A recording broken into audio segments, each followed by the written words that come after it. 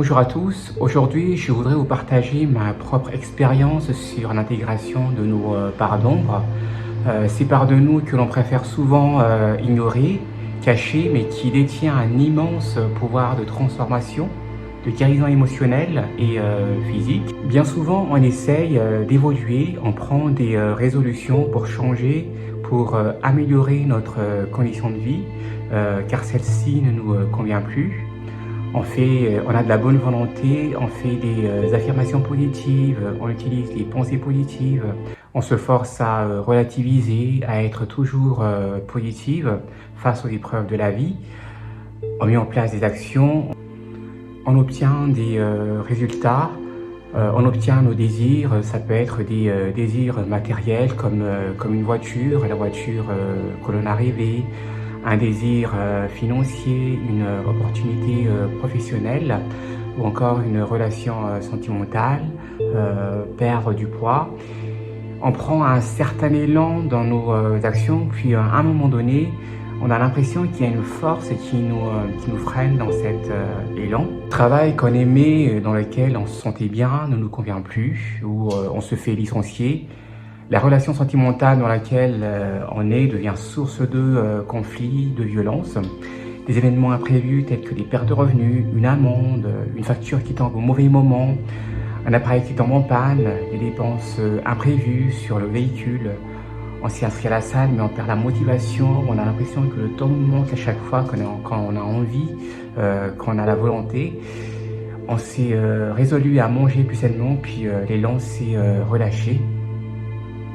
Et si je vous disais que ces événements sont des mécanismes d'auto-sabotage en lien avec nos parts d'ombre? Tant que l'on ignore ces parts d'ombre, on va répéter les mêmes scénarios.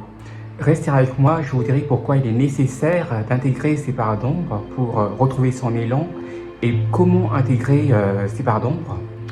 Je suis Issa, je suis coach thérapeute. J'accompagne les personnes à guérir leurs blessures émotionnelles, à dissoudre leurs blocages et les croyances limitantes, à les aider à reprendre confiance en elles et à exploiter leurs talents et potentiels. J'accompagne également les femmes et les hommes qui sont dans une relation toxique à sortir de cette relation toxique ou encore à trouver une issue à cette relation. Carl Jung, un psychologue suisse, disait l'ombre est tout ce qu'un individu refuse de reconnaître en lui-même. L'ombre est cette part de nous inconsciente qu'on refoule, qu'on cache, qu'on ne montre pas aux autres par peur d'être jugé, par peur d'être rejeté pour être loyal ou par respect pour l'autre. Ce sont des parties de nous qu'on cache à nos proches, à nos conjoints, nos enfants, nos collègues, que l'on n'ose pas nous-mêmes regarder par honte par exemple.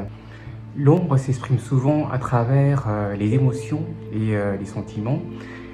Les colères qu'on refoule, par exemple, on souhaite garder une certaine harmonie dans nos relations familiales, amicales ou encore professionnelles. Alors on ne se permet pas de ressentir la colère, on le refoule pour ne pas le ressentir au fond de nous. Par exemple, au travail, on sourit à un collègue, à nos supérieurs, alors qu'au fond, on est triste, on est en colère. On sourit parce qu'on ne veut pas se faire remarquer, avoir des reproches. Au fond, on sourit car on a peur de perdre notre travail et se faire rejeter, de ne pas être aimé. On finit par noyer cette tristesse ou cette colère qui est pourtant là et qui ne disparaît pas, mais qu'on masque avec le sourire, le travail, ou encore qu'on masque avec le sport, ou encore avec l'alcool. On finit par oublier cette part de nous, c'est-à-dire qui nous sommes vraiment, cette part de nous qui s'exprime à travers ses émotions et qui demande à être écoutée. Cela devient un automatisme, une habitude, on refoule. Finalement, on finit par s'identifier à un masque que l'on montre aux autres pour être mieux accepté, pour rentrer dans le moule finalement.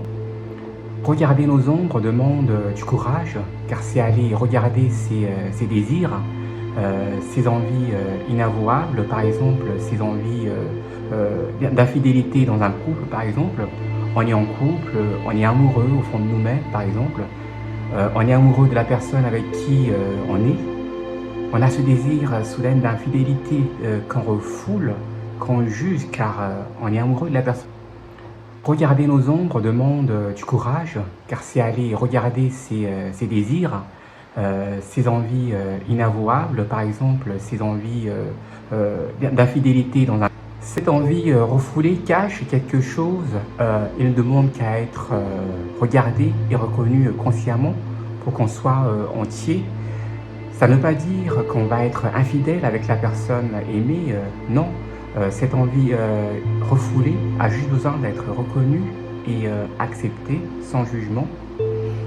Regarder nos ombres, c'est aussi regarder consciemment cette colère refoulée qu'on a envers son enfant, ses parents, son meilleur ami, les êtres chers qu'on aime. Je prends par exemple le cas d'une mère élevant seule ses enfants. Elle aime tellement ses enfants qu'elle refoule cette colère qu'elle a au fond d'elle, le fait de s'occuper seule de ses enfants.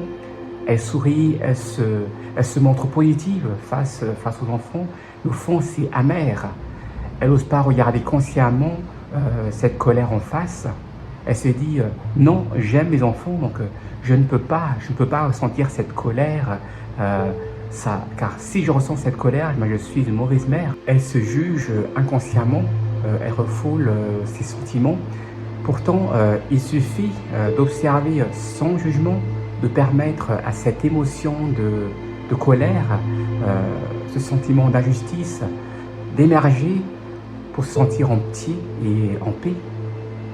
Il suffit d'observer sans jugement, de permettre à cette émotion de colère, ce sentiment d'injustice d'émerger pour se sentir ensuite entier et en paix et se sortir de ce conflit intérieur. Regarder nos ombres, c'est également regarder ces rêves qu'on a, ces rêves d'enfants qu'on a au fond de nous, que l'on n'ose pas regarder nous-mêmes, croyant que c'est impossible. Non, je ne pourrais pas faire ça, car... et puis après, on a plein de croyances qui viennent nous freiner. Et regarder nos ombres nous permet de voir en fait aussi nos talents inexploités, et ces rêves d'enfance que l'on a au fond de nous, ces rêves qu'on n'ose pas regarder, qu'on n'ose pas en parler, par peur d'être jugé, par peur qu'on nous dise que non, c'est pas fait pour nous, des rêves qui sont pas courants, mais que l'on veut au fond de nous. Regarder nos ombres, en fait, c'est aussi nous permettre de voir nos talents inexploités. L'ombre n'est pas mauvaise en soi, elle est simplement cachée parce qu'elle ne correspond pas à l'image qu'on veut donner au monde. Ignorer son ombre, c'est comme rejeter une partie de soi. On peut l'ignorer, le refouler, mais elle finit toujours par se manifester d'une manière ou d'une autre. Plus longtemps on attend, plus il y a des chances qu'elle se manifeste de façon excessive.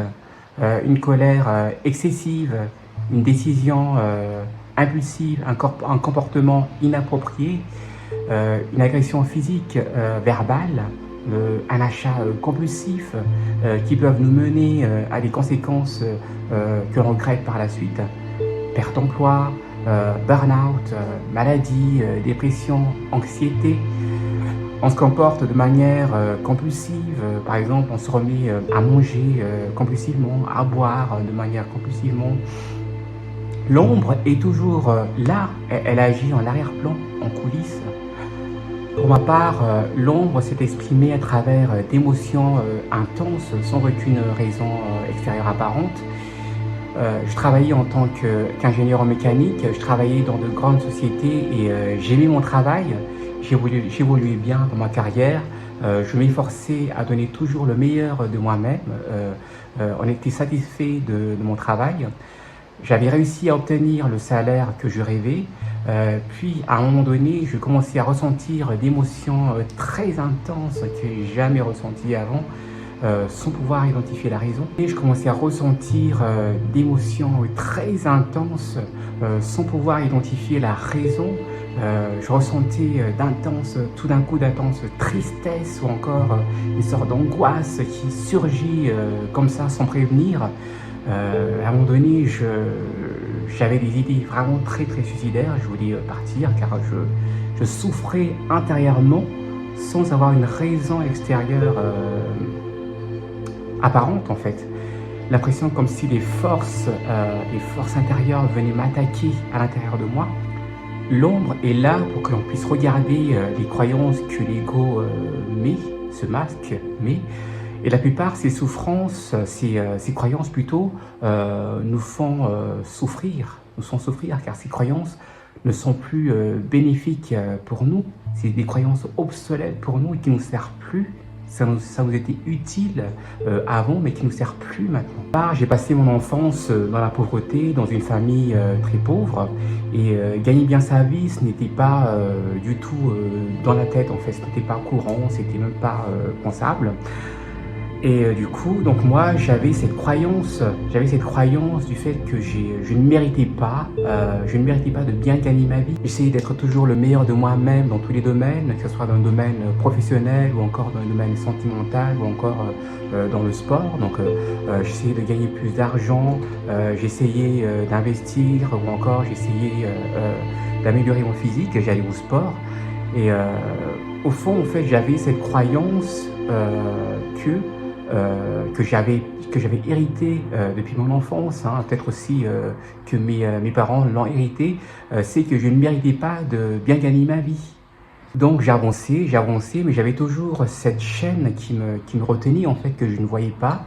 Je forçais, j'avançais, mais en fond de moi, en fait, j'avais des croyances qui disaient que je ne méritais pas de bien gagner ma vie, je ne méritais pas d'avoir un corps physique qui me plaît en fait, je ne méritais pas d'avoir confiance en moi, je ne méritais pas d'avoir une belle relation sentimentale. Pour intégrer l'ombre, c'est l'observation sans jugement. L'observation sans jugement. C'est comme se mettre nu devant un miroir et se regarder sans jugement et s'accepter sans jugement, tel qu'il en est. Accepter sans jugement ces envies que l'on n'ose pas se l'avouer nous-mêmes à cause de nos croyances ou les croyances sociétales. C'est accepter consciemment, se dire que c'est tout moi ça. Ce que la société dise que c'est mal, eh ben c'est moi, mais je le cache car sinon je me fais rejeter. Et lorsque l'on est conscient de ces parts de nous, alors ils sont éclairés, ils sont reconnus ces parts de nous. Et les croyances sous-jacentes qui nous freinaient sont démantelées et on se retrouve entier, on intègre ces parts de nous. Alors c'est comment observer l'ombre. Quand une émotion forte surgit, alors l'écouter, le ressentir sans jugement, en étant le plus possible présent à cette émotion, ressentir cette douleur en fait. C'est comme si on accueillait cette émotion, comme si on le disait « Ok, je t'écoute, je t'accepte ». Au début c'est très difficile et quand c'est difficile justement, on peut lui parler, on peut lui dire à cette ombre qu'est-ce que cette émotion alors c'est quoi Bien souvent, lorsqu'on ressent l'émotion, le mental a tendance à s'emballer. On pense à beaucoup de choses, on a envie de faire telle ou telle chose tout d'un coup, on a envie d'aller boire.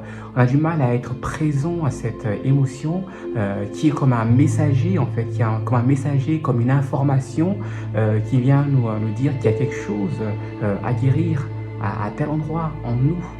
Et lorsqu'on a écouté cette émotion sans jugement, dans l'acceptation totale, on ressent immédiatement une paix intérieure et on retrouve une clarté mentale et on ressent cette énergie vitale, cette énergie créatrice qui nous traverse de bas en haut en fait. On ressent cette énergie, cette paix intérieure. On peut également utiliser la respiration. Dès qu'on sent qu'une émotion nous traverse, on inspire consciemment, on essaye de ressentir l'air qui rentre dans nos narines et qui caresse nos narines et ressentir l'air ensuite qui sort avec la bouche. Et dès cet instant, on revient tout de suite dans l'instant présent. Respirer consciemment permet de calmer le bruit mental pour pouvoir être présent et accueillir cette émotion.